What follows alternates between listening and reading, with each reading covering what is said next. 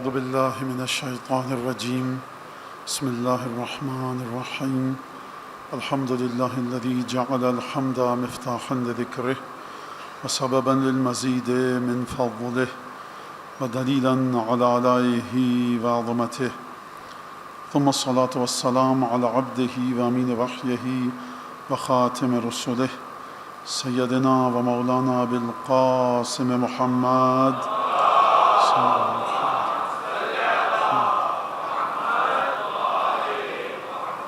وعلى أهل بيته الطيبين الطاهرين الذين أذهب الله عنهم الرجس وطهرهم تطهيرا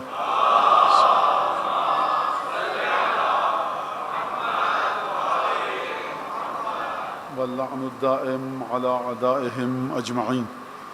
أما بعد فقد قال الله الحكيم في كتابه المجيد أعوذ بالله من الشيطان الرجيم يؤتي الحكمة من يشاء ومن يؤت الحكمة فقد أوتي خيرا كثيرا ومن يذكر إلا أولو الألباب.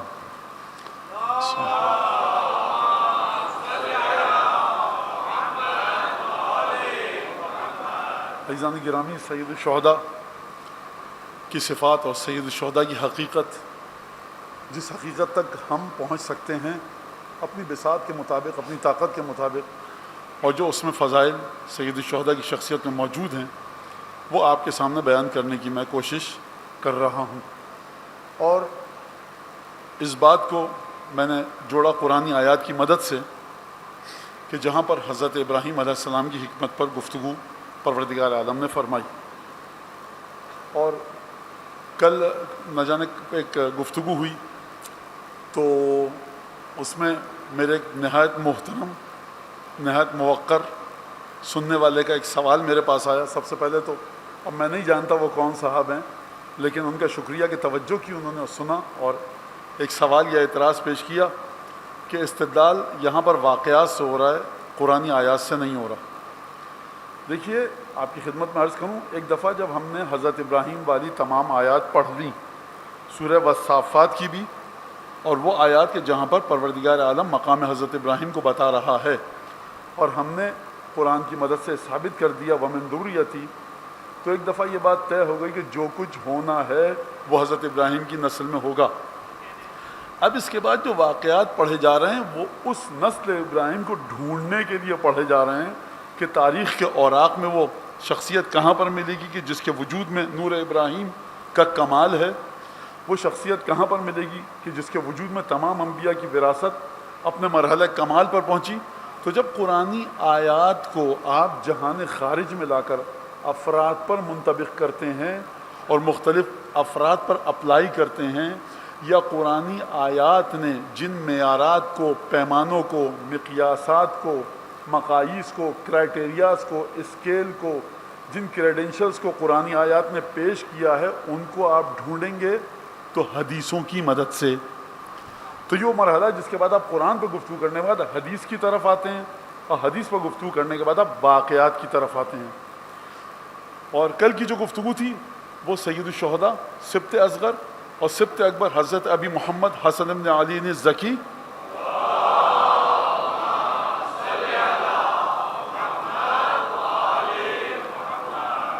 کی شخصیت کے بارے میں تھی کہ کس طرح سے ایک معمولی سا واقعہ ہے.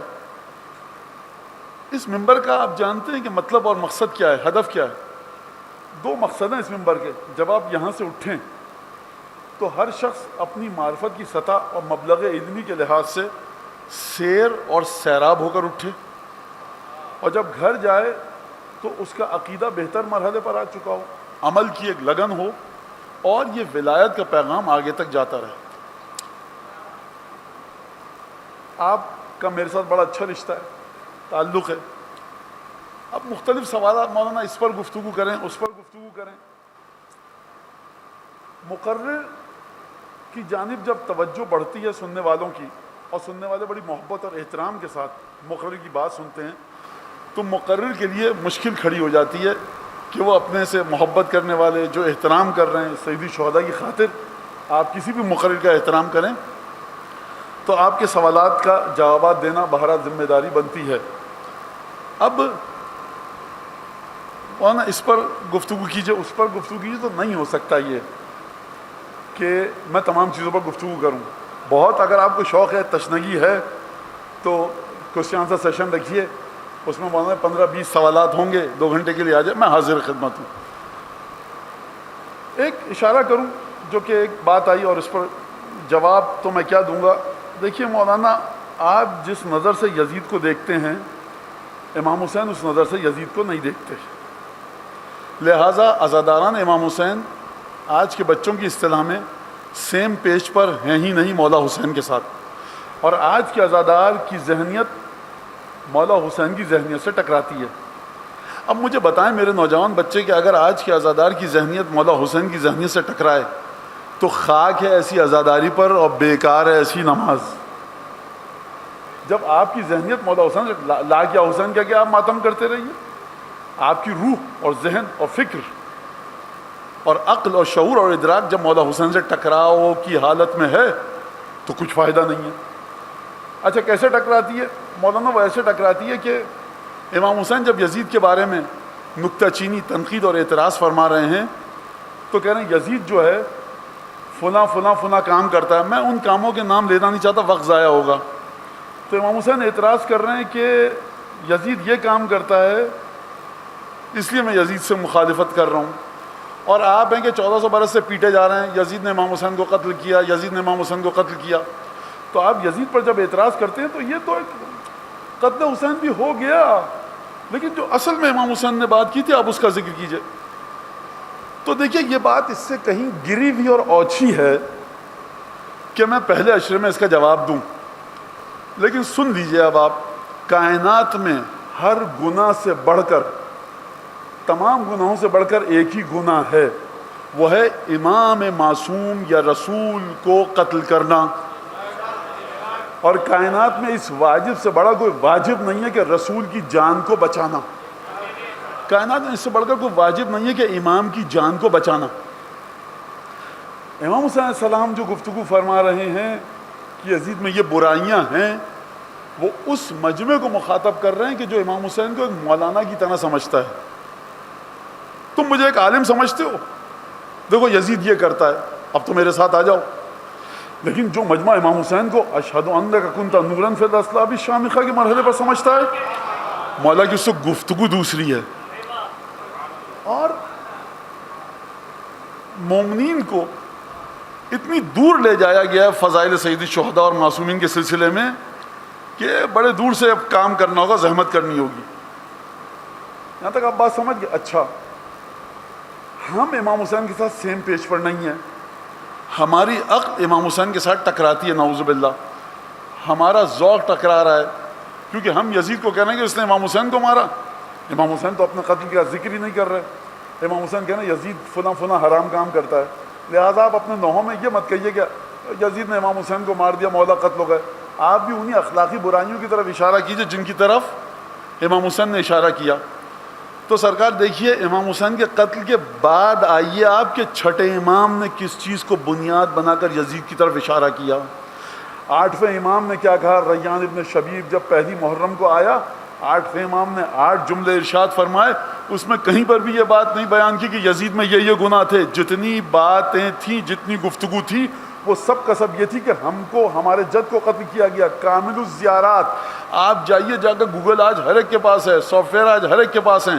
آپ ایک حدیث میں بتا دیجئے، ایک حدیث میں، کہ آپ کے چھٹے، 5ویں، 4تھے، 9ویں، 10ویں، 11ویں، 12ویں امام نے، آپ کے مراجع نے، آپ کے فقہا نے سید الشہداء کے کس جہد کے ساتھ آپ کو جڑنے کا حکم دیا. آپ کے ائمہ معصومین نے حضرت سید ساجدین سے لے کر حضرت عسکری تک، حضرت عسکری کے بعد حضرت حجت ابن الحسن العسکری تک،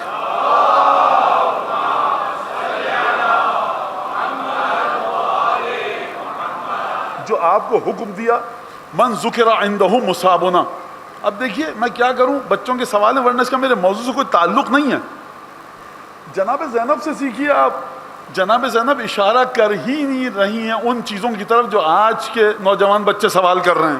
جناب زینب نے جو خطبہ دیا، امام سجاد نے جو کوفے میں خطبہ دیا، اس کی پوری تکیہ گاہ، اس خطبے کا پورا اعتماد، اس خطبے کا پورا فوکس اس بات پر ہے کہ تم نے کس کا خون بہایا، تو آپ قتل امام حسین کے بعد دیکھیے جا کر کہ معصومین نے کس جہد کی جانب اشارہ کیا، آپ اسی جہد کی جانب اشارہ کیجئے۔ میرے خیال سے میں نے سوال کا جواب دے دیا، اگر جب وقت بہت لگ گیا تو آپ توجہ کیجئے، بہت چھان پھٹک کے آپ کو چلنا پڑے گا۔ اور یہ مجھے افسوس بھی ہو رہا ہے کہ میں نے ایسی بات کی، اگر جواب میرا واضح ہو گیا بہت اچھی بات، نہیں واضح ہوا تو الحمدللہ ایک بات نوجوانوں کے ذہن میں پہنچ گئی کہ یہ بات بھی کہی گئی، مولانا تک آئی، مولانا نے جواب دیا، ناقص دیا، بعد میں کبھی کسی کیو اینڈ اے بقول آپ لوگوں کے سوال جواب کی کسی سیشن میں آپ سے ملاقات ہوئی تو مزید پوچھیے گا، تاکہ مزید گہرائی کے ساتھ پریسائزلی اور دقت نظری کے ساتھ اس بات پر گفتگو ہو سکے۔ جو بچے آتے ہیں کیو اینڈ اے سیشن میں، وہ یہاں ان کی بعض کی شکلیں دیکھ رہا ہوں، وہ سب پوچھ دیں گے۔ درود بھیجیے محمد آل محمد۔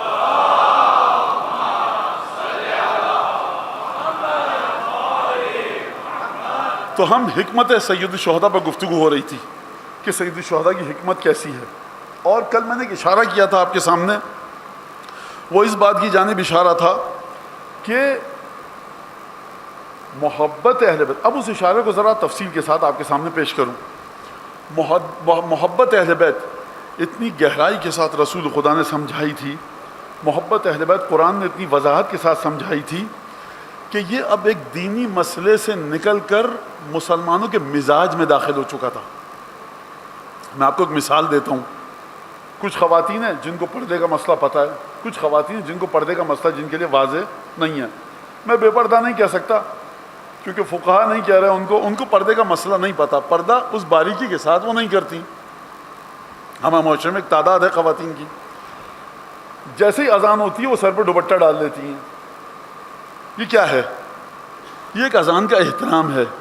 اب آپ کہیں گے اذان دینا مستحب ہے، ثواب ہے، لیکن یہ استحباب آپ کے کلچر میں اس طرح سے داخل ہوا کہ ہمارے سماج کی خواتین اپنے سر پر احترام اذان میں دوپٹہ ڈال لیتی ہیں۔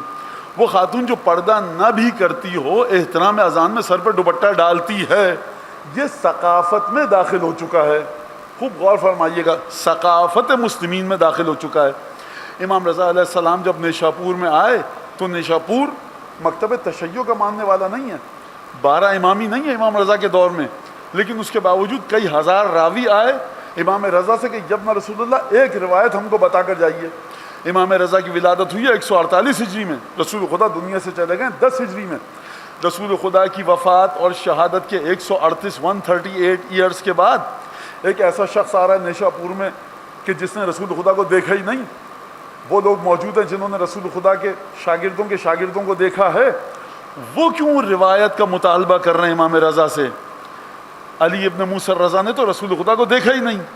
علی ابن موسیٰ رضا تو ایک عام سا انسان ہے، راوی ہے۔ اگر امام رضا کو نیشاپور کے راوی عام سا راوی سمجھ رہے ہوتے تو تمام محدثین کاغذ قلم لے کر امام کی خدمت میں نہیں آتے۔ یہ عام راوی نہیں سمجھ رہے تھے، یہ خانوادہ نبوت سے تعلق رکھنے والا ایک روشن اور چمکدار ستارہ سمجھ رہے تھے۔ یہ اسی بات کا جواب اور ثبوت ہے اور روشن دلیل ہے کہ مودت، محبت اور احترام اہل بیت مسلمانوں کی ثقافت کا صرف حصہ نہیں تھا، مسلمانوں کے پڑھے لکھے محدثین کی ثقافت کا حصہ تھا۔ لہٰذا آج آپ مسلم دنیا میں جائیے، سنیوں کے شیعہ امام حسن امام حسین کا احترام کرتا ہے۔ اب میں ملکوں کے نام لینا نہیں چاہتا، وہ ممالک کہ جو مسلمان ہیں لیکن اثنا عشری نہیں ہے۔ 15 رمضان المبارک کو حضرت مجتبیٰ کی ولادت کے موقع پر ان ممالک میں جشن کا سما ہوتا ہے۔ اس کا مطلب ہے کہ یہ دونوں شہزادے، ان کی محبت کا تعلق تسنن اور تشیع سے نہیں ہے، ان دونوں کا تعلق قرآن کی حقیقت سے ہے۔ کوئی نماز پڑھے گا، آپ کہیں گے اچھا آپ سنی ہے کیا نماز پڑھ رہے ہیں؟ وہ کہے گا سنی شیعہ کیا کہہ رہے ہیں حضور، نماز مسلمان پڑھتا ہے۔ کوئی شخص، کوئی خاتون پردہ کرے گی، آپ کہیں آپ پردہ کرتی ہیں، آپ شیعہ ہیں کہ سنی؟ پردے کا تعلق شیعہ سنی سے ہے ہی نہیں۔ آپ حرام مال نہیں کھاتے، آپ شیعہ ہیں کہ سنی؟ وہ کہے گا حرام مال نہ کھانے کا تعلق تشیع تسنن اور تشیع سے ہے ہی نہیں، اس کا تعلق رسول خدا سے۔ یہ فرقے کی تقسیم ایک الگ موضوع ہے، خوب توجہ کیجیے گا اس بات پر۔ لہٰذا یہ سلسلہ تھا۔ اب میں آج جو سید الشہداء کی جہد کے 2 پہلو بیان کروں گا۔ کل تک یہ بات ہو گئی کہ وراثت رسول خدا کمال پر کیوں پہنچی، کل تک یہ بات آپ کے سامنے واضح ہوئی کہ کیوں سید الشہداء افضل ہیں جناب آدم سے، کیوں سید الشہداء افضل ہیں جناب نوح سے، جناب موسیٰ سے، جناب عیسیٰ سے. کس وجہ سے؟ کیونکہ وہ جو روح رسالت تھی جب وجود ختمی مرتبت میں آئی تو ایک دفعہ اس رسالت کو وہ کمال ملا کہ جو کسی پیغمبر کو نہ ملا. جب رسالت اپنے کمال پر پہنچی، رسول خدا کی روح میں آ کر کسی نبی کو رحمت للعالمین نہیں کہا، کسی نبی کو سراج منیر نہیں کہا، کسی نبی کو وہ مرتبہ نہیں دیا جو رسول خدا کو دیا، کسی نبی کی مرضی کا خیال خدا نے نہیں فرمایا. انبیاء کو خدا نے تنبیہ بھی فرمائی، انبیاء کو نصیحت کرتے ہوئے خداوند تبارک و تعالیٰ نے سخت و تلخ لہجہ بھی استعمال کیا. تمام آیتیں آپ کے پیش نظر ہیں، لیکن رسول خدا کے ساتھ جب گفتگو ہوئی تو بڑے شفقت کے انداز میں کی. ما انزلنا علیک القرآن لتشقی، حبیب قرآن اس لیے تھوڑی نازل کیا کہ زحمت میں پڑ جاؤ.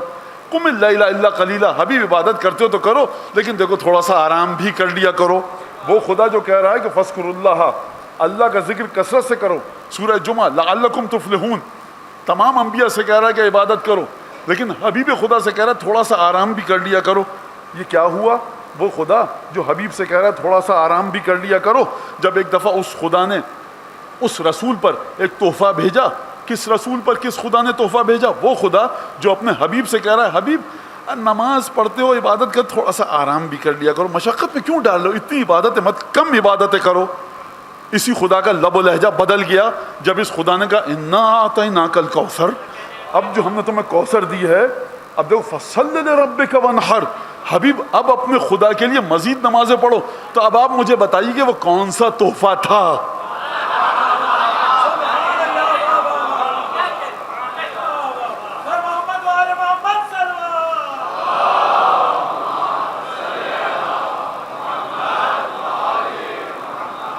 جس تحفے کو عطا کرے پروردگار رسول خدا کو، اور وہ رسول خدا جو کثرت کے ساتھ عبادتیں کرے، خدا کہے عبادتیں مت کرو. اچھا اب یہ جو تحفہ آ رہا ہے نا تو اب تو مزید نماز پڑھنی پڑے گی. وہ جو خدا حبیب خدا سے کہے کہ مزید نمازیں پڑھو، ہمارا شکر ادا کرو، وہ آپ سے کیا توقع رکھتا ہے؟ وہ آپ سے کیا مطالبہ کرتا ہے کہ نعمت وجود اہل بیت کا شکر ادا کرو. کس طرح سے شکر ادا کروں پروردگار؟ دیکھو اپنی ہستی کو حسن حسین کے سامنے فنا کر دو. پروردگار کیسے فنا کریں؟ دیکھو ان سے محبت رکھو جس سے رسول خدا محبت رکھتے تھے، ان کے دشمن سے نفرت ویسے رکھو جیسے رسول خدا نفرت رکھتے تھے. درود پڑھیے امام مجتبیٰ کی بارگاہ میں ایک بلند آواز.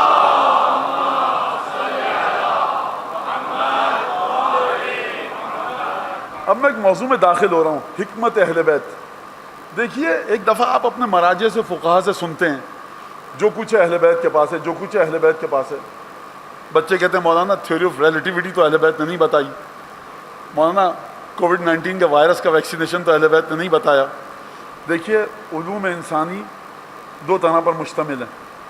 ایک وہ علوم کہ جن تک بشر تھیوری، ایکسپیریمنٹ، آبزرویشن، کنکلوژن اور پھر اس کے بعد لا. تھیوری سے مسئلہ چلتا ہے، ایکسپیریمنٹ، آبزرویشن، کنکلوژن، اور وہ تھیوری آخر میں آ کر لا بنتی ہے. اس تک ہم اور آپ پہنچ جائیں گے خود. لیکن وہ چیزیں جہاں تک بشر نہیں پہنچے گا، اہل بیت کی حکمت کو وہاں دیکھیے. غیب کے پردوں کو چیرنے کا طریقہ اہل بیت نے بتایا. دوسری بات میں بچوں سے کہوں، مجھے آپ کو دعا عرفہ تک لے کر آنا ہے، لیکن جلدی جلدی ایک دو باتیں کہوں. دیکھیے اس وقت جو ہمارے دین کا صحیح وارث ہے، صحیح کیا وارث ہے ہی وہ پردہ غیبت میں ہے. مولانا یہ بتائیے جناب امیر المومنین کو جو میتھمیٹکس کے 11 مسئلے ہیں جو ابھی تک سالو نہیں ہوئے، رائل سوسائٹی نے، برٹش جو میتھمیٹکس کی سوسائٹی ہے اس نے کئی $1 ملین انعام رکھا ہوا ہے. یہ آپ کے امام زمانہ کو آتے ہیں؟ اب میں کہوں آتے ہیں تو ثابت کیسے کروں؟ کہوں نہیں آتے تو اپنے کفر کو کہاں لے کر جاؤں؟ تو بچوں سے میں کہہ رہا ہوں کہ غیبت کبریٰ ہے. جو باتیں آپ کے عقیدے میں شامل ہیں لیکن آپ انہیں ثابت نہیں کر سکتے، اس پر دنیا سے لڑیے بھی مت. کیا تمہارے امام چاند کا وزن بتا سکتے ہیں؟ آپ کہیں بتا سکتے ہیں، ثابت کرو. آپ کہیں نہیں بتا سکتے تو کفر کو کہاں لے کے جاؤ گے؟ لہٰذا آپ اس وقت سن لیجئے، اپنے نٹ شیل میں رہیے. آپ کے دین کا حقیقی مالک پردہ غیبت میں ہے. یہ جو بیچارہ دین چل رہا ہے نا اپنا زمین پر رگڑ کے، یہ جو ناقص دین ہے آپ کا، اچھا بہت سے لوگوں کو تکلیف ہوئی، مولانا آپ نے دین کو ناقص کہہ دیا. میں نے کہا آپ کا دین کامل ہے. کہیں جی کہاں پر ہے؟ قرآن میں. کہاں ہے؟ الیوم اکملت لکم دینکم. کل امام باقر کا واقعہ یاد ہے؟ کمال دین حضرت حجت کے سینے میں ہے. آپ کہاں سے اٹھ کے آ گئے؟ کمال دین اگر آپ کے پاس ہے تو کمال دین اس کا نام نہیں ہے کہ بڑا بڑائے جائیے آپ دنیا کی یونیورسٹیز میں جا کر. کمال دین اس کا نام ہے کہ مغربی یونیورسٹیز سوشل سائنسز میں، پولیٹیکل سائنسز میں، ہیومن سائنسز میں جہاں پر پہنچی ہیں، دلیل، ایویڈنس، برہان، مدلل، مستدلل جواب کے ساتھ ان کو غلط ثابت کیجئے. کر سکتے ہیں؟ جی مولانا کر سکتے ہیں. تو میاں کرو نا جا کر. ذلیل کیوں ہو رہا ہے مسلمان دنیا میں؟ مانو تمہاری عزت کا نام ہے حجت ابن الحسن.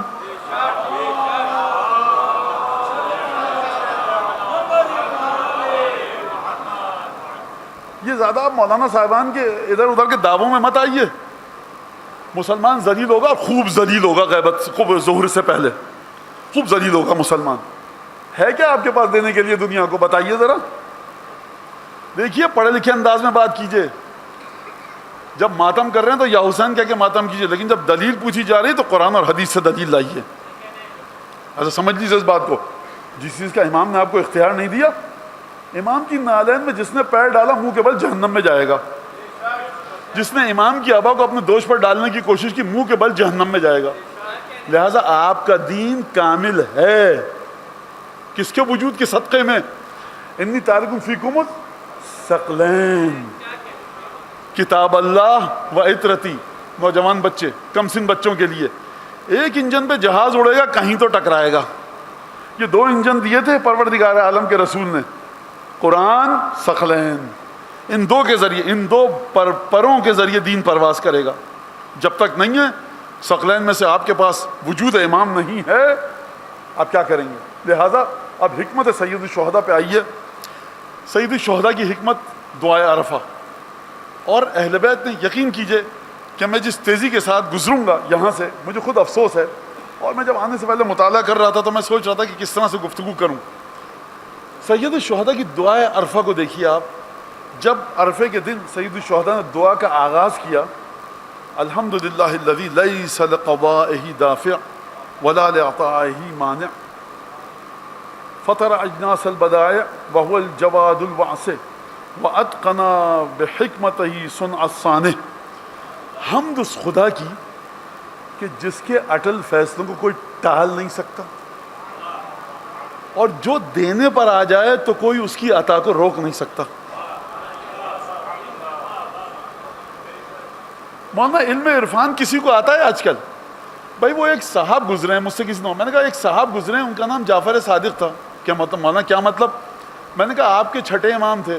کہ مولانا یہ تو بڑی بدتمیزی کے ساتھ آپ بات کر رہے ہیں، یہ تو صحیح نہیں ہے. میں نے کہا بدتمیزی آپ کر رہے ہیں. علم عرفان جس کو رسالہ حقوق امام سجاد میں عرفان نہ ملے، جس کو دعائے عرفہ میں عرفان نہ ملے، جس کو ابو حمزہ صومالی میں عرفان نہ ملے، جس کو مناجات شعبانیہ میں عرفان نہ ملے، جس کو دعائے کمیل میں عرفان نہ ملے، جس کو دعائے ندبہ میں عرفان نہ ملے، جس کو جامع کبیرہ میں عرفان نہ ملے، وہ جا کر نمرود اور فرعون کی قبر کو ڈھونڈے، ان پہ جا کے فاتح پڑھ کے عرفان دے.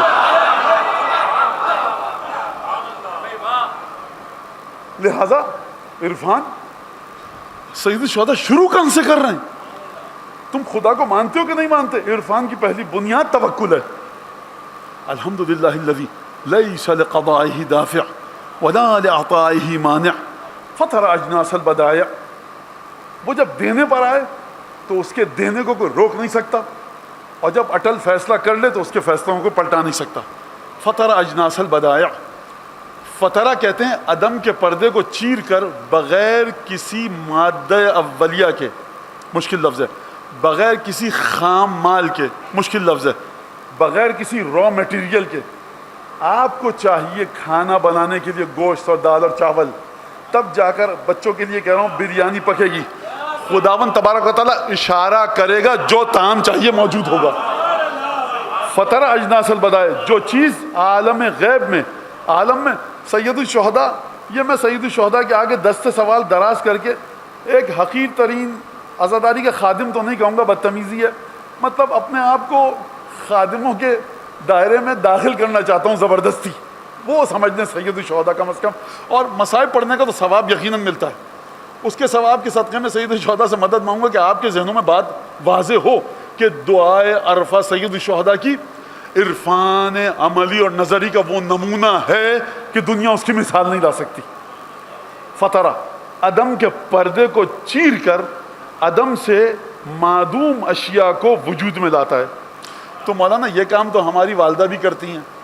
تھوڑی دیر پہلے تک گھر میں بریانی نہیں تھی, والدہ نے گوشت اٹھایا, چاول اٹھایا, پیاز اور نہ جانے کیا کیا مسالے, جو بریانی 1 گھنٹے پہلے نہیں تھی والدہ وجود میں لے آئیں. تو چندہ میرا بیٹا, اس کا جواب یہ ہے کہ اس کے خام مال تھا, را میٹیریل تھا, اجزاء تھے. خدا اگر چاہے گا بنا اجزاء کے چیز کو خلق کرے گا. لہذا فطرہ اجنا, یہ فطرہ کا معنی کیا ہے میں نے اپنی بساط کے مطابق. اجناس البدائے, اجناس کس کو کہتے ہیں؟ اب بقول بچوں کے بعض کہتے ہیں اسپیشیز, بعض کہتے ہیں اسپیسیز, مجھے نہیں پتا. بہرحال اجناس یعنی وہ گروہ حیوانات اور وہ گروہ جاندار جن کو آپ نام دیتے ہیں زولوجی میں, مطلب cat family, vertebrate, invertebrate, cold blood ٹھنڈے خون والے, گرم خون والے, رینگنے والے, اڑنے والے, ایمفیبینس جو خشکی میں بھی رہتے ہیں پانی میں بھی, کچھ ہیں صرف پانی میں بھی. اب میں کہہ رہا ہوں پانی کے جانور, اس میں تمام مچھلیاں آ گئیں, تمام کی تمام وہ مخلوق جو سمندر میں اگتی ہے آ گئی, سمندر میں اگنے والی سبزیاں جن کو آپ خشکی پہ لے آئیں تو مر جائیں گی وہ آ گئیں. یعنی سمندر کی وہ تمام حیات اور زولوجیکل لائف کہ جو سمندر میں وہاں رہتی ہے کہ جہاں لائف نہیں ہے. بچے سمجھیں گے اس بات کو. وہاں پر آکسیجن نہیں ہے. اب مجھے نہیں پتا, سائنٹسٹ کہتے ہیں آکسیجن اس طرح سے نہیں ہے, وہاں پر لائٹ نہیں پہنچتی. انسان وہاں چلا جائے آکسیجن کا سلنڈر لے کر تب بھی مر جائے گا. دنیا عجیب ہے, زیادہ گہرائی میں جائے مر جائے گا, ماؤنٹ ایوریسٹ پہ جائے مر جائے گا, ایٹماسفیئر کے لیئر کو کراس کرے مر جائے گا. اجناس البدائے کا مطلب ہے کہ جتنے بھی گروہ حیوانات ہیں اور جتنے بھی گروہ نباتات ہیں, جتنی بھی باٹنی میں آپ فیملیز پڑھتے ہیں, ان سب کے سب کو خدا نے خلق کیا. ایولیوشن کی تھیوری کے ذریعے نہیں. ہم نے سید الشہداء فرما رہا ہے, فرمانے خدا کے ارادے سے پیدا ہوئی ہے, ایولیوشن کے ذریعے پیدا نہیں ہوئے. میں اس وقت ڈارون کو غلط ثابت نہیں کر رہا, قطعاً میرا یہ مطلب نہیں ہے. میں بتا رہا ہوں اسلام کا نظریہ یہ ہے.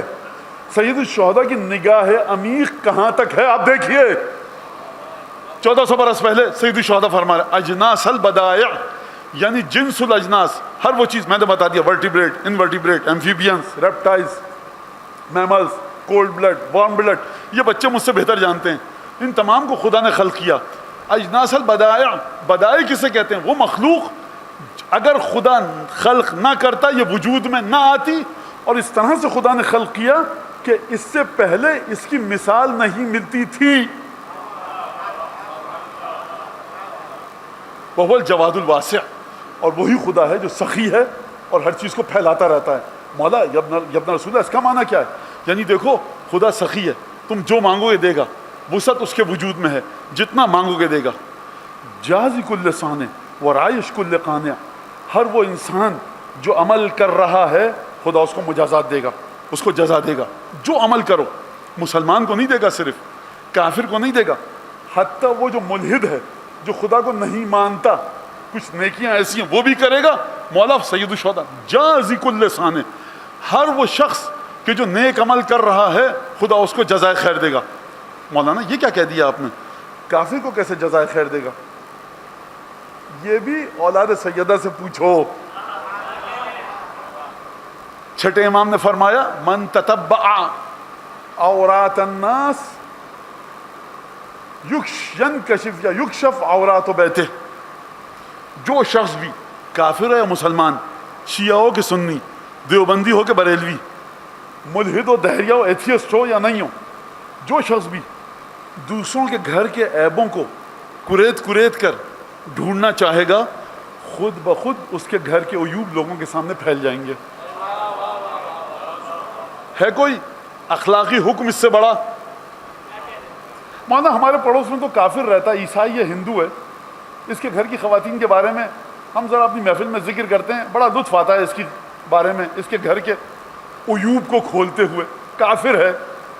تمہارا چھٹا امام فرما رہا ہے کوئی بھی ہے، اگر انسان ہے، اس کے گھر کے عیوب کو تم نے چاہا کہ کھول کر لوگوں کے سامنے بیان کرو، خود بخود تمہارے گھر کے عیوب لوگوں کے سامنے برملا ہوں گے۔ تم چاہتے ہو تمہارے گھر کی، چھٹے امام کی زبان میں بات کر رہا ہوں، اگر کوئی چاہتا ہے اس کے گھر کی خواتین پاک باز نکلیں، اس کی نسل کی بچیاں پاک باز نکلیں، چھٹے امام نے فرمایا عفو عن نساء الناس یا عفو عن نساء الناس، لوگوں کی خواتین جب گھر کی باہر نکلتی ہیں، ہندو ہے، سکھ ہے، عیسائی ہے، مسلمان ہے، دیوبندی ہے، بریلوی ہے، اہل حدیث ہے، کسی بھی ذات پات کا ہو، غلط نگاہ مت ڈالو اس کے اوپر، اس کے گھر کی خواتین کے بارے میں غلط گفتگو مت کرو، ناپسندیدہ گفتگو، ناپسندیدہ عمل، ناپسندیدہ نگاہوں سے بھی اشارہ مت کرو، ناپسندیدہ ابرو کی حرکتوں کو بھی انجام نہ دو۔ اگر تم دوسرے کے گھر کی خواتین کے سلسلے میں پاک باز بن گئے، خود بخود تمہاری بیٹیاں پاکیزہ نکلیں گی۔ یہ کیا ہے؟ یہ حکمت اہل بیت ہے۔ آپ سمجھتے ہیں کہ خدا نے اہل بیت کو شیعوں کے لیے بھیجا ہے؟ خدا نے اہل بیت کو سمندر کی تہ میں رہنے والی اس مچھلی کے لیے بھی بھیجا ہے جو سمندر کی تہ میں رہتی ہے۔ وَرَائِشْ كُلِّ قَانِع، جازی کل سانے کا مطلب سمجھ میں آ گیا؟ ہر شخص کو جو اچھا کام کرتا ہے خدا جزا دیتا ہے۔ وَرَائِشْ كُلِّ قَانِع، ہر وہ شخص جو قناعت کا اظہار کرتا ہے، قناعت پیشہ ہے، جو اللہ کے دیے پر صبر شکر کے ساتھ گزارا کر رہا ہے، خداوند تبارک و تعالی اس کو مزید انعام دیتا ہے۔ فَتَرَى أَجْنَاسَ الْبَدْرِ وَرَائِشْ كُلِّ صَانِعٍ وَهُوَ الَّذِي، اور وہی خدا ہے، انزل الکتاب الجامع، وہی ہے جس نے وہ کتاب آسمان سے نازل کی جس میں ہر چیز موجود ہے۔ وَهُوَ لِلدَّعَوَاتِ سَامِعٌ وَلِلْقُرَبَاتِ دَافِعٌ وَلِلدَّعَوَاتِ سَامِعٌ وَلِلْقُرَبَاتِ دَافِعٌ، وہی خدا ہے کہ جو ہر کرب اور تکلیف کو جب اس کو پکارتے اور دور کرتا ہے۔ اور اب خداوند تبارک و تعالیٰ کے بارے میں سیدی شہداء گفتگو فرمانے، پروردگار اذا دعوتک اجبتنی واذا سألتک اعطیتنی واذا اطعتک شکرتنی واذا شکرتک فزدتنی کل ذلک اکمال لانعمک۔ پروردگار تو میرا کتنا بہترین خدا ہے، جب بھی میں نے تجھ سے کچھ پکارا تو نے میری پکار کا جواب دیا، میں نے جب بھی تیری اطاعت کی تو نے میری اطاعت کا شکریہ ادا کیا، اور جب میں نے تو نے مجھے نعمت دی، جب میں نے تیرا شکریہ ادا کیا تو تو نے مجھے زیادہ مزید انعام و اکرام عطا فرمایا۔ پھر اس کے بعد سید الشہداء نے عجیب جملہ فرمایا کہ پروردگار وَأَنَا أَشْهَدُ لَكَ بحقیقت ایمانی وعقد عظمات قلبی وخالص صریح توحیدی ومکنون ضمائر سری۔ سید الشہداء نے جب شکر، بخدا مجھے حیرت ہوتی ہے کہ مجھ جیسا چار لفظ جس کو جانتا ہوں، آپ سے تھوڑی سی اچھی عربی آتی ہے، تھوڑی سی اچھی فارسی آتی ہے، تو ہمارے استاد کہا کرتے تھے کہ میں آپ سے ایک دن پہلے کا پڑھا لکھا ہو جاتا ہوں، اور جب آپ کو بتا دیتا ہوں تو آپ بھی میری طرح کے پڑھے لکھے ہو جاتے ہیں۔ میرے آپ کے علم میں 24 گھنٹے کا فرق ہے۔ میں سوچتا ہوں کہ جب میں اس طرح سے آپ کے سامنے گفتگو پیش کر رہا ہوں تو ابو ذر کس طرح سے گفتگو پیش کریں گے، سلمان کس طرح سے گفتگو کریں گے، ابو الفضل عباس کس طرح سے دو عرفہ پر گفتگو کریں گے، خود سید الشہداء کس طرح سے گفتگو کریں گے۔ یہ تشنگی ہے ہمارے اندر معارف اور تعلیمات اہل بیت کی۔ فرمایا پروردگار اشہد لک بعقد عظمات قلبی وخالص صریح توحیدی، پروردگار میں گواہی دیتا ہوں تیری اپنی خالص توحید کے ذریعے، جو ایمان میرے دل میں اس کے ذریعے، پروردگار جو میرے ضمیر میں چیزیں چھپی ہوئی ہیں اس کے ذریعے کیا گواہی دیتا ہوں، گواہیاں دی سید الشہداء نے۔ اور پھر اس کے بعد اب سنیے گا توجہ کے ساتھ، جہاں تک میں گن پایا 42 یا 43 پروردگار کے انعامات ہیں جو سید الشہداء نے اپنے اوپر کیے، خدا نے گنوائے ہیں، جس میں سے 4 باطنی انعام ہیں، بقیہ 39 انعام ہیومن ایناٹومی سے متعلق ہیں۔ سید الشہداء نے یہ بھی ذکر، پروردگار میرے ماتھے پر جو لکیریں آتی ہیں نا ان کا فلسفہ بتایا۔ پروردگار میں جب گفتگو کرتا ہوں سینے سے کرتا ہوں، لنگ سے میرے ہوا نکلتی ہے، ایئر، اور اس کے بعد حلق میں آتی ہے، زبان ہلتی ہے، میں گفتگو کرتا ہوں۔ ایسا ہے، ایسا کہ نہیں ہے؟ صرف ایسا ہی ہے؟ نہیں، صرف جب سید الشہداء اپنی گفتگو کی بات کر رہے ہیں تو فرمانا پروردگار گفتگو کرتے کرتے مجھے اپنی ناک سے کچھ الفاظ کو ادا کرنا پڑتا ہے تاکہ لوگ میری بات سمجھ سکیں، اور اگر تو نے میری ناک میں یہ طاقت نہ دی ہوتی سید الشہداء 1400 برس پہلے. اگر میرے سائنسز کھلے ہوئے نہ ہوتے میرے الفاظ میں نون غنہ کیسے ادا کرتا؟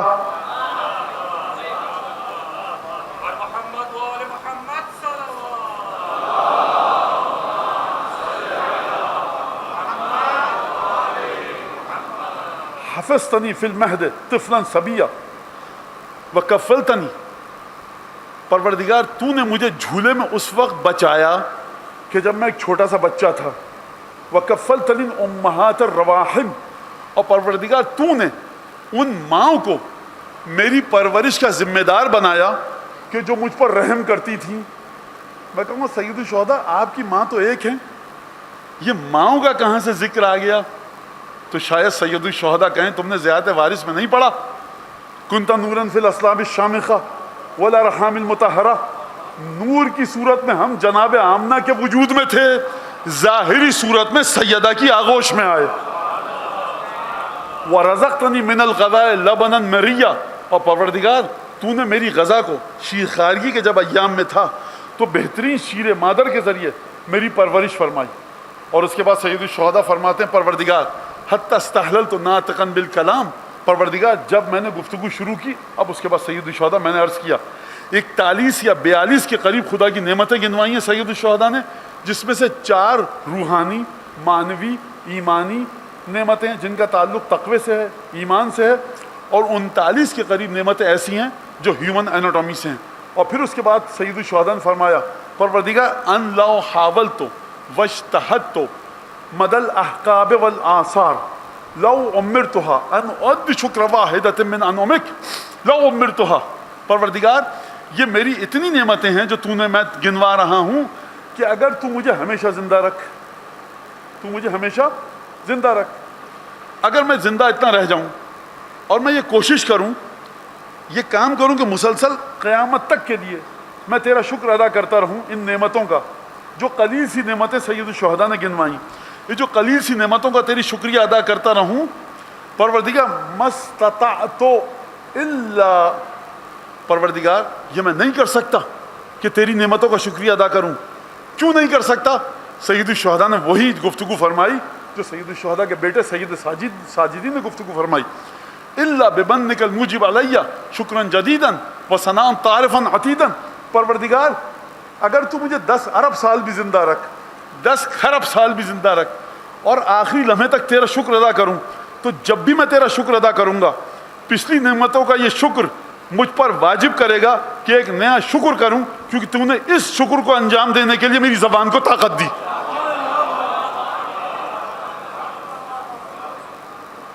مجھے اتنی خوشی ہوئی ہے توجہ سے آپ کی، خدا ان ماؤں کو سلامت رکھے جس نے آپ کے ذوق کو علوم اہل بیت کے مطابق پروان چڑھایا. ایسی تمام ماؤں کی صحت یابی کے لیے اور ان کے ایصال ثواب دونوں کے بلند آواز سے درود پڑھیں.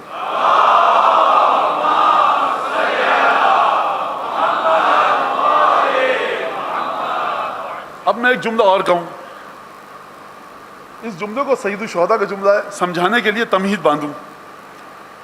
مولانا ہم وہاں سے جا رہے تھے، کتنی دفعہ زندگی میں آپ ایسے حادثوں سے بچے کہ موت کے منہ سے بس بال بال بچے. بقول بچوں کے لیے کہہ رہا ہوں، اب یہ بچے کہتے ہیں مولانا بال بال بچے کیا، یہ اردو عجیب، تو بقول بچوں کے کلوز کال کتنی دفعہ بچے؟ مولانا 2 دفعہ، 1 دفعہ، 3 دفعہ نہیں. سید الشہداء سے پوچھیے آپ کتنی دفعہ بچے؟ سید الشہداء پروردگار وما صرفتا ودرعتا من الذر والذراء اکثر مما اعطیتنی من السراء، پروردگار تو نے مجھے جتنی دفعہ ناگوار حادثوں سے بچایا ہے نا، تو وہ تو مجھے پتہ ہی نہیں چلا کہ تو نے کتنی دفعہ مجھے حادثوں سے بچایا. میں تو دیکھتا ہوں میرے پاس دولت آ گئی، گاڑی آ گئی، میں پیر کے بل چلنے لگا، میں کھانا کھانے لگا، میرے پاس وہ نعمت آئی تو گنی میں نے نعمتیں. پروردگار 1000 نعمتیں دی ہیں تو نے. سید الشہداء کی آواز آ رہی ہے میدان عرفہ سے حج کے ایام میں، یہ 1000 نعمتیں جو تم نے گنی ہیں نا، تو دیکھ لیں خدا نے تمہارے علم میں لائے بغیر کتنی ہی مشکلات سے تم کو نجات دی. دوڑتے ہوئے جا رہے تھے، کیلے کا چھلکا پڑا تھا، تم نے دیکھا نہیں کیلے کے چھلکے کو، لیکن کسی نے تمہارے لیے دعا کی تھی، وہ جو السلام علیکم ابا عبداللہ کیا تھا نا، اس نے آ کر بچایا. کیلے کا چھلکا ادھر تھا، ادھر پیر پڑا، تم دوڑتے ہوئے چلے گئے. میں کہوں آپ کو پتا ہے موت کے منہ سے بچے ہیں. میں بتاؤں آپ کو بتاؤں 6 مہینے آپ بستر پر پڑے رہتے، 10-20 لاکھ روپیہ ضائع ہو جاتا. نہیں مولانا یہ تو ہم دوڑتے ہوئے آسانی سے آ گئے. سید الشہداء فرما رہے ہیں دیکھو چھپی ہوئی نعمتیں اس کی زیادہ ہیں. یہ اور اس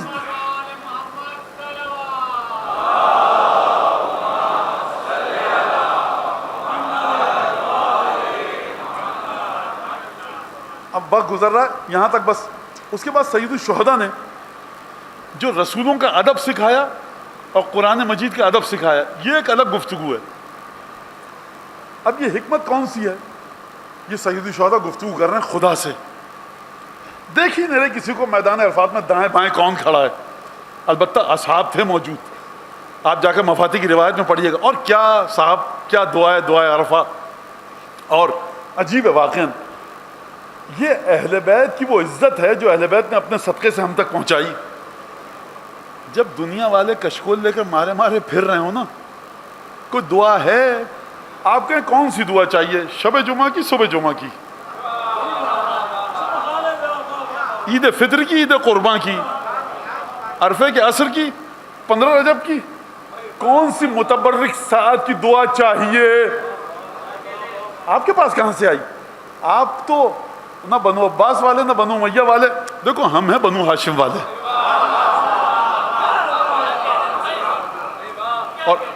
اور حضرت صادق آل محمد کا قول آپ کو بتایا تھا میں نے کہ جب حضرت نے فرمایا تھا نحن دعوت ابراہیم، ہم ابراہیم کی دعا ہیں. ایک دعا تھی ابراہیم کی، 1400 برس ہو گئے ہیں. سید سجاد معرفت کے دریا بہا کے چلے گئے.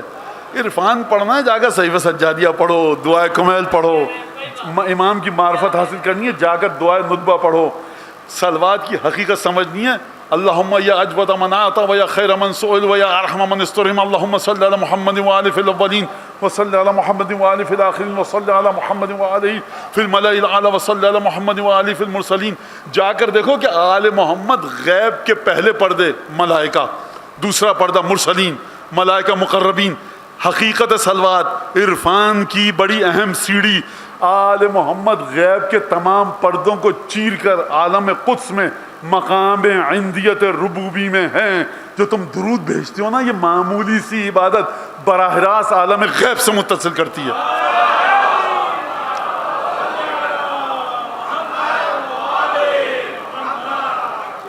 بڑا تھکا، ایک درود پڑھیے محمد علی.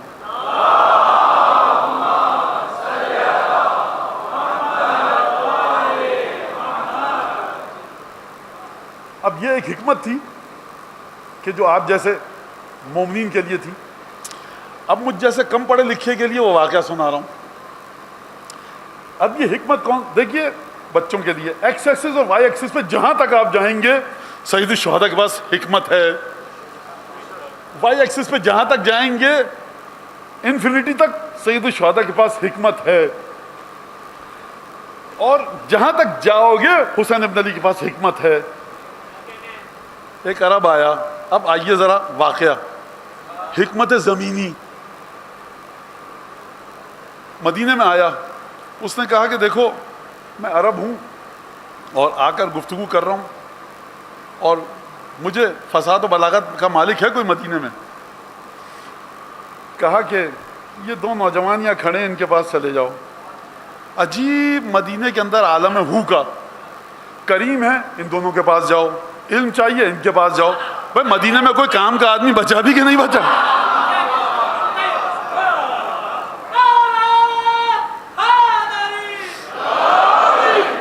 رسول خدا کا چہرہ دیکھنا، ان کے پاس جاؤ.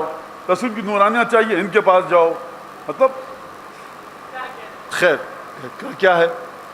کہا کہ میں بدو ہوں اور عرابی ہوں، صحرا سے آیا ہوں، اور تم میں سے کون میرے کلام کا جواب دے گا؟ حضرت مجتبیٰ اور سید الشہداء دونوں موجود ہیں. امام حسن سے مخاطب ہوا. امام نے کہا اس لڑکے سے پوچھو. امام وقت امام حسن ہے، اپنے چھوٹے بھائی کی طرف اشارہ کیا. یہ واقعہ لگتا ہے کہ جناب امیر کی شہادت کے بعد کا واقعہ ہے، اس نوجوان سے پوچھو۔ یہ بھی ہو سکتا ہے کہ یہ واقعہ امیر مومن کی شہادت سے پہلے کا ہو، بہرحال لیکن لگتا یہ کہ شہادت جناب امیر سے پہلے کا واقعہ مدینے میں۔ اس نے کہا کہ جئت من الارض الجعلل والعینم والحمہم والحرقل، یہ میں نے جملہ کہا عرب کا، بدو ہوں۔ دیکھیے پیوریفائڈ جو زبان ہوتی تھی نا، لٹریٹ، وہ عرب صحرا میں بولتا تھا۔ پاکستان میں پنجابی، سندھی، پشتو، بلوچی اور جتنی دیگر زبانیں مجھے علم نہیں ہے سرائے کی، جو خالص دیہات کی زبان ہوتی ہے اس میں آمیزش نہیں ہوتی ہے نا، جتنی بھی پاکستان کی زبانیں علاقائی، لیکن جیسے جیسے ترقی ہوتی رہتی ہے، دوسری قومیں آ کر آباد ہوتی ہیں تو زبان اپنی خالصیت کو کھو دیتی ہے۔ لہٰذا آپ شاہ لطیف کا کلام آج کے کسی بچے کو بتائیں جس کو سندھی آتی ہے وہ نہیں سمجھ سکتا، کیونکہ شاہ لطیف بھٹائی کا کلام بڑی خالص سندھی میں ہے، بڑی فصیح و بلیغ سندھی میں۔ اردو اسی طرح سے ہے، میر تقی میر غالب کی اردو اب بچوں کی سمجھ میں نہیں آئے گی، پشتو، بلوچی اور نہ جانے مجھے تو نہیں آتی، مثال دے رہا ہوں، جتنی بھی زبانیں ایسا ہی ہے۔ اب حسین ابن علی پیدا ہوئے مدینے میں، مدرسے میں کسی گئے نہیں ہیں، باپ کو کوئی اور زبان آتی نہیں تھی، ماں کو کوئی زبان آتی نہیں تھی، چچا مدینے سے باہر نکلے نہیں ہیں، اب حسین کیا جواب دیں گے؟ کہا کہ لقد تکلمت بکلام لا یعقلہ الا العالمون، دیکھ تو نے جو الفاظ کہے ہیں اس کو سوائے پڑھے لکھوں کہ کوئی نہیں سمجھ سکتا، اگر چاہتا ہے تو اس کا جواب دوں؟ کہا کہ اکثر و کلامی الشعر، بدو نے کہا میرا اکثر کلام شعر ہوتا ہے، میں قصیدہ کہوں گا، اس قصیدے کا جواب دو۔ اس سے پہلے کہ میں قصیدہ آپ کے سامنے پڑھوں، ایک تمہید باندھوں۔ امام حسین کو کے سامنے قصیدہ پڑھ رہا ہے، مولا حسین کو نہیں پتا یہ کیا قصیدہ پڑھے گا۔ نہیں مولانا، امام حسین کو تو علم غیب تھا،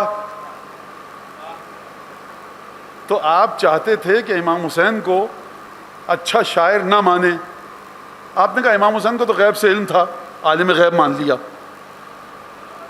آپ چاہتے کہ امام حسین کے اشعار کی طاقت اچھی نہیں تھی، وہ تو علم غیب تھا جو سمجھ گئے کہ یہ شاعر یہ شعر کہہ رہا ہے، تو آپ چاہتے تھے کہ امام حسین کو اچھا شاعر نہ مانے، اس وجہ سے آپ نے کہا کہ عالم الغیب تھے، تو اس کے ذہن کو پڑھ کے تیاری کر کے جواب تیار کر لیا، تو اچھا شاعر نہیں مانتے نہ مانیے، عالم الغیب تو مان لیا۔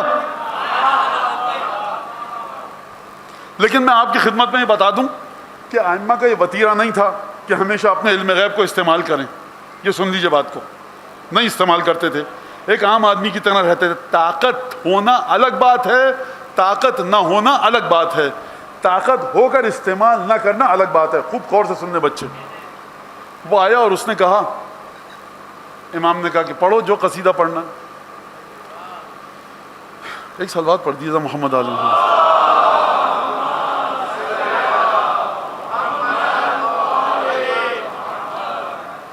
حفا قلبی الی اللحو وقد ودع شرخیہ وقد کان انیقا ستجراری ذیلیہ۔ اب ظاہر سی بات ہے کہ مشکل بحر ہے، ردیف اور قافیہ کٹھن ترین قافیوں اور ردیف میں سے ہے۔ یہ میں نہیں کہہ رہا، میرا اتنا علم نہیں ہے، جو فصحاء ہیں عربی کلام کے وہ کہتے ہیں۔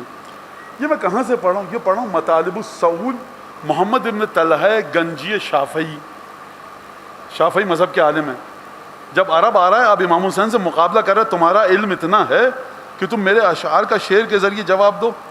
حفا قلبی الی اللحو وقد ودع شرخیہ وقد کان انیقا ستجراری ذیلیہ ایالات ولذات فیا سقی لاسریہ وقد امس عنانی منہ تجدید خضابیہ فلما عمم الشعر منہ من الرأس نطاقیہ فلما عمم الشیب من الرأس نطاقیہ تسلیت عن اللہو والقیت قناعیہ وفی الدہر عجیب لمن یعمل ذو رأیہ۔ اب مجمع حسین ابن علی کی طرف دیکھ کر کیا کہیں گے؟ یہ مت سمجھیے گا کہ ایک طرف غالب کھڑے ہیں، ایک طرف ابراہیم ذوق، ان کی بیت بازی بتا رہا ہوں آپ کو۔ سید الشہداء کی فصاحت اگر دعائے عرفہ میں ہے تو ایک بدو جو ایسے ہی مدینے میں ہر شخص ہاتھ چومنے کے لیے تیار نہیں ہوتا تھا۔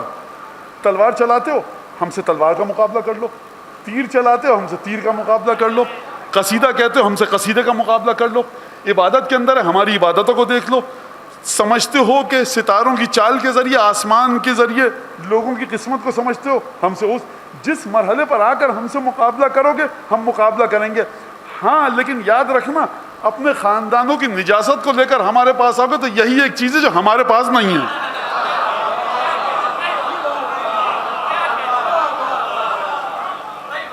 تم کہو کہ تمہارے دادا مردار کھاتے تھے، فلاں مشروب پیتے تھے، اور مطلب ایک عجیب خاندان کے اندر ایک بوکھلاہٹ مچی تھی، تو یہ بھائی معذرت کے ساتھ یہ اہل بیت کے یہی ایک نقص ہے اہل بیت کے یہاں کہ ان کی نجاست نہیں ہے. طہارت کے جس مرحلے پر آ کر مقابلہ کرو گے جواب دیں گے. فَيَسَقْيَ لِأَسْرَيْهِ. خلاصہ بتاتا ہوں، یہ صرف قصیدہ نہیں ہے، بڑا فلسفی مضمون ہے. اس نے کہا آ کر کہ میرا دل یہ چاہتا ہے کہ میں کھیل تماشے کی طرف جاؤں. حفا قلبی الی اللہو وقد ودع شرخی. لیکن اس مقام پر آ چکا ہوں کہ اب میرے ہاتھ پاؤں جواب دے چکے، نوجوانی والی اچھل کود نہیں کر سکتا. میں نوجوانی میں جس طرح اپنے دل کی خواہشات کو، ان کی اپنی تمناؤں کو، اپنی آرزوؤں کو مکمل کرتا تھا، اس طرح سے اب میں مکمل نہیں کر سکتا. وقد کان انیقا ستجراری ذیلیہ. شاندار تھی مجھ میں بڑی طاقت جب میں اپنے لباس کو بڑے فخر سے اٹھا کر چلتا تھا اور بڑی تیزی کے ساتھ ادھر ادھر گھومتا تھا. فلما عمم الشیب من الرأس نطاقیہ. اب وہ وقت آ گیا ہے کہ میرے سر پر سفیدی بھڑک اٹھی ہے. وامسقت عنانی من التجدید خضابیہ. اب تو سر کے بال بار بار سیاہ کر رہا ہوں، تھک جاتا ہوں. عیالات ولذات فیا سقی لاسریہ. بیوی بچے تھے، بھائی بہن سب تھے. کیا کہنا اس زمانے کا جب پورے خاندان کے ساتھ ہم جاتے تھے، گھومتے تھے، پھرتے تھے، سیر سپاٹا کرتے تھے، اپنی دل کی آرزو میں جو چیز چاہتے تھے پورا کرتے تھے. تو مجھے بڑا افسوس ہو رہا ہے کہ میں اس مرحلے پر آ گیا ہوں. اس نے اپنا قصیدہ ختم کیا. کہا اب تم بتاؤ. صحیح شہداء کہیں گے دیکھو وضو کر کے آؤں، توسل کروں، 2 رکعت نماز پڑھوں. ابھی اس نے اپنا قصیدہ ختم کیا. جس وزن میں، جس بحر میں، جس ردیف میں مدینہ ہے، نواسہ رسول ہیں، یہ مسلمان دم بخود ہو کے دیکھ رہے ہیں. ٹھٹک کے کیوں دیکھ رہے ہیں مسلمان حسن اور حسین کو؟ اس وجہ سے اگر حسین جواب نہ دے پائے تو رسول کی عزت کا کیا ہوگا؟ مدینہ مسجد ہے، حسین کیا جواب دیتے ہیں؟ اتنا مشکل شعر پڑھ رہا ہے، یہ اتنی مشکل ردیف ہے.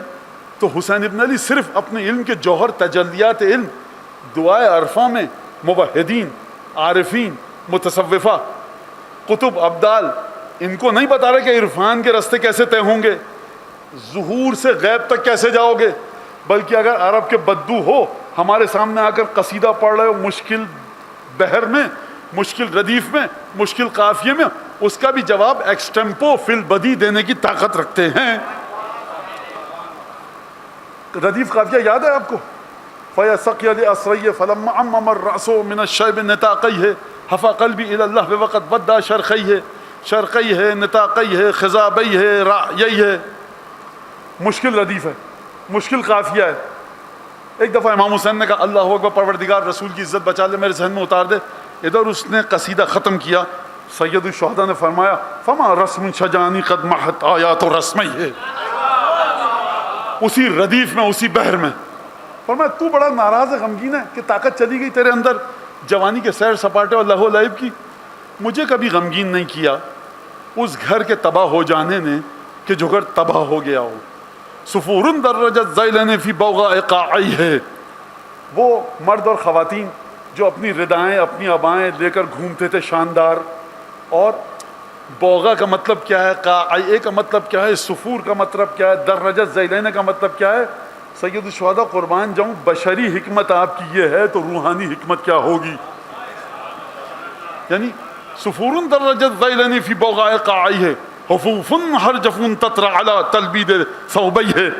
کہاں گئے وہ لوگ کہ جو اپنی آبائیں، ردائیں، خواتین و مرد کہاں گئے جو قیمتی کپڑے لے کر جب گلیوں میں چلتے تھے تیزی کے ساتھ، تکبر کے ساتھ، تو گلیوں کی خاک اڑاتے ہوئے چلتے تھے، ان کے پیچھے پیچھے مٹی اور خاک اڑتی تھی. کہاں گئے وہ لوگ؟ فَوَاللَّاجٌ مِّنَ الْمُزْنِ دَنَانَ وَسَمَاكَيْهِ أَتَى مُثْعَنْجَرَ الْبَطْقِ بِجُودٍ فِي خَلَالَيْهِ.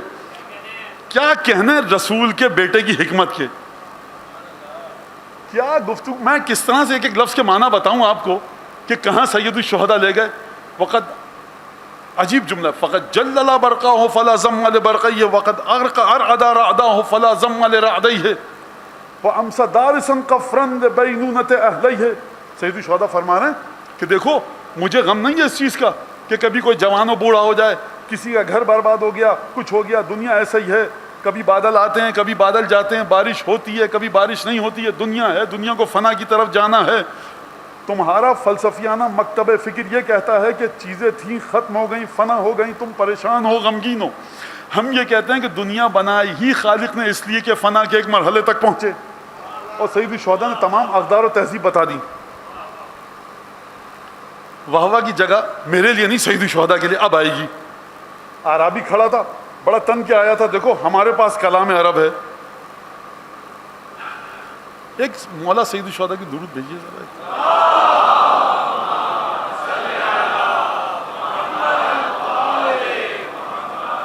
جب یہ سنا تو مولا حسین سے کچھ نہیں کہا. فبہر العربی وانطلق یقول، اس جملے کا حق ادا ہونا چاہیے. حیران ہو گیا اور چلتے ہوئے یہ جملہ کہا. اگر وہ سامنے امام حسن کے رک کر یہ جملہ کہتا اس کا معنی کچھ اور تھا. چلتے ہوئے کہا کا مطلب کیا ہے؟ یعنی یہاں میں اب ٹھہر نہیں سکتا، ٹھہروں تو کیوں ٹھہروں. اس شوق میں ہے، اس تحیر میں ہے، اس سرگردانی میں ہے کہ خود بخود مولا کے قصیدہ جواباً سن کر قدم بڑھنے لگے. اور امام حسن سے کہا ما رأیت مثل هذا الغلام افصح کلاما واضرب لسانا. میں نے آج تک اس نوجوان سے بڑھ کر کوئی فصیح و بلیغ طلاقت لسان چلتی ہوئی کسی کی نہیں دیکھی. مجھے تعجب ہے، میں بدو ہوں، یہ شہر کا بچہ ہے، یہ شہر کا لڑکا ہے. دیکھیے جنت کے جوانوں میں سے ایک نے تو اپنے نانا کی تجلی دکھا دی. چھوٹا بھائی تھا، بڑا بھائی کیوں چپ رہا ہے؟ ایک دفعہ جب اس نے کہا کہ یہ کیا جملہ اس نے کہہ دیا، پورے قصیدے کا جواب. جیسے ہی اس نے امام حسین کی تعریف کی امام حسن سے، سید الشہداء امام حسن مجتبیٰ صلوات اللہ سلام علیہ،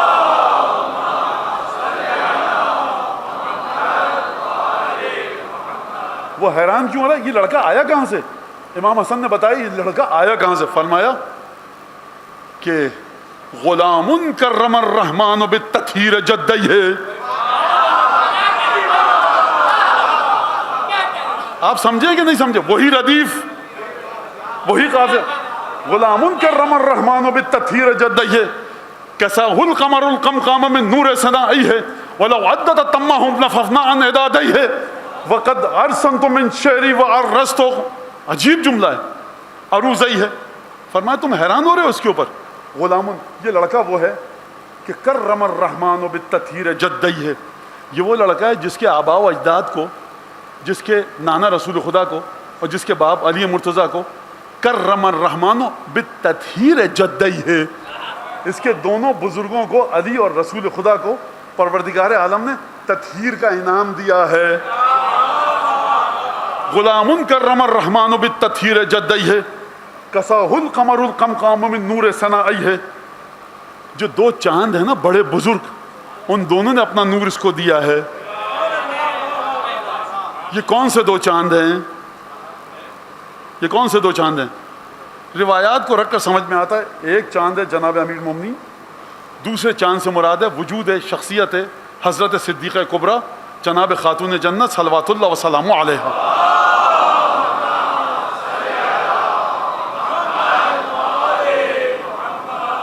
کیوں؟ والشمس وضحاہا والقمر اذا تلاہا. خدا کہہ رہا ہے قرآن میں قسم ہے سورج کی کہ جب وہ چھا جائے، اور قسم ہے والشمس والقمر اذا تلاہا، قسم ہے چاند کی جب وہ سورج کے پیچھے آئے. تو سورج کے پیچھے کون قمر آیا، کون چاند آیا؟ جناب امیر. یہ دوسرا چاند میں نے وجود شخصیت خاتون جنت کو کیوں کہا؟ کیونکہ اس چاند قمر علی ابن ابی طالب کا جو ہم پلہ ہے نا پوری کائنات میں، وہ سوائے سیدہ کے کوئی ہے ہی نہیں. کساہ القمر القمقام من نور ثنائہ. ان دونوں چاندوں نے اپنی روشنی اس نوجوان کو دی ہے. اور دیکھو بات سنو، تم تو قصیدہ سن کے حیران ہو گئے نا. امام حسین نے فرمایا وَلَوْ عَدَّتْ تَمَّهُمْ لَنَفَخْنَاهَا عَنْ عِدَادِهِ. اگر بہت تیزی کے ساتھ، میرے الفاظ ہیں، سپر کمپیوٹر بھی ہمارے فضائل کو گننے لگے نا تو جتنے وہ فضائل گنے گا اس سے کہیں آگے ہمارے فضائل ہیں۔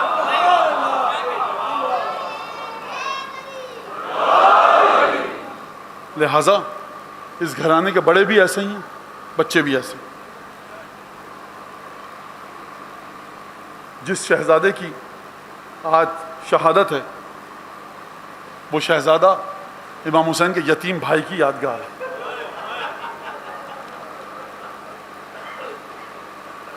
دیکھیے آپ کو واقعات سب جانتے ہیں آپ۔ قاسم سے کیا پوچھا تھا؟ کیف الموت عندک، موت کیسی ہے؟ شہد سے زیادہ شیرین۔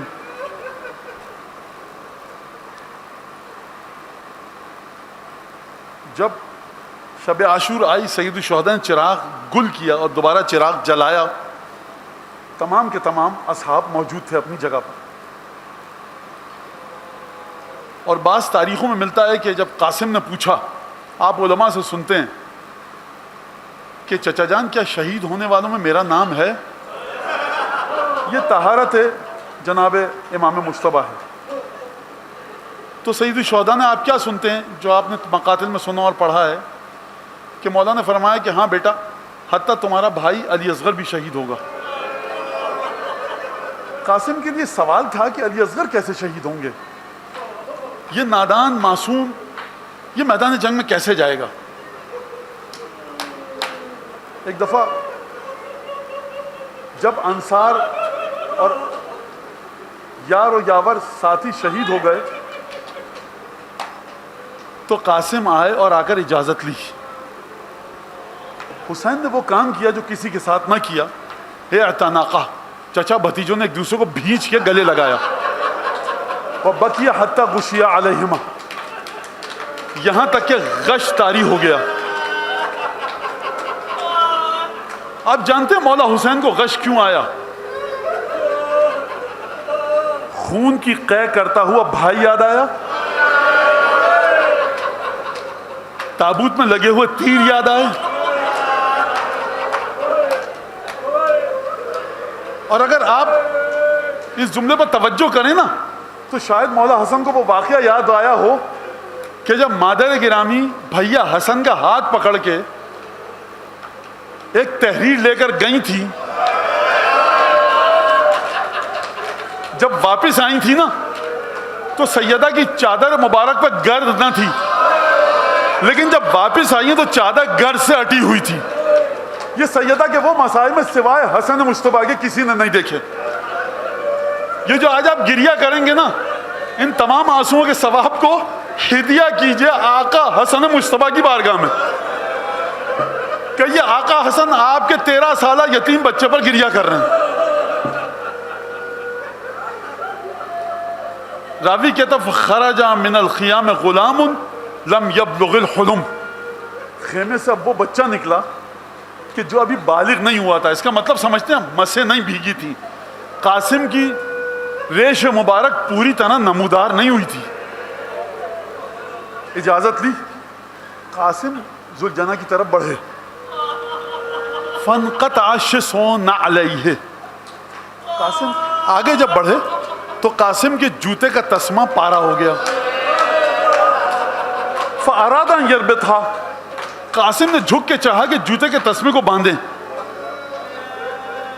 جنت کے جوانوں کا سردار حجت خدا قاسم کو جوتے کا تسمہ باندھنے نہیں دیا، تمہارا مولا لپک کر آگے بڑھا قاسم کے جوتے کا تسمہ۔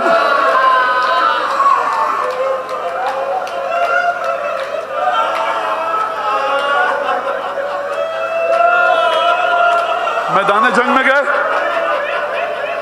امام حسن مجتبیٰ، امام حسن مجتبیٰ کو ہدیہ کرو آنسو۔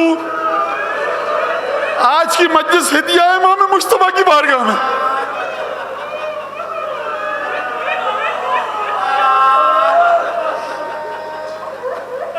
جنگ کی آپ واقعہ سن، ازرق کے پہلوان تھا، 3 بیٹے مولا کے سامنے آئے، تینوں کو لڑنے کے بعد قتل کیا۔ آپ سنتے آئے علماء سے، ازرق خود آیا، مولا نے قتل کیا۔ کافی دیر تک یہ جنگ چلی۔ اچھا میں آپ سے ایک سوال کروں، جب گرمی کے دن ہوتے ہیں نا، آپ زیارتوں پہ جاتے رہتے ہیں، گرمی کے دن ہیں، بھاگتے ہیں آپ، ایک سوٹ کیس اٹھایا، پھر وہ بیگ اٹھایا، 5-10 منٹ تک آپ سوٹ کیس اٹھا کر رکھتے ہیں. پھر جب بس میں سوار ہونے والے ہوتے ہیں، ہم نے دیکھا ہے کربلا نجف سے، پانی کی بوتل مل سکتی ہے، کیا کیا آپ نے؟ 4-5 سوٹ کیس اٹھائے. یہ تمہارا شہزادہ سیدہ کا پوتا یہ کتنی دیر تک پیاسی زبان کے ساتھ رہا؟ اب شہزادے پہ پیاس کا غلبہ ہوا. ایک دفعہ اب شہزادے کے ہاتھوں میں طاقت نہیں رہی، حکم ہوا دیکھو علی مرتضیٰ کا پوتا ہے، چاروں طرف سے گھیر کر مارو.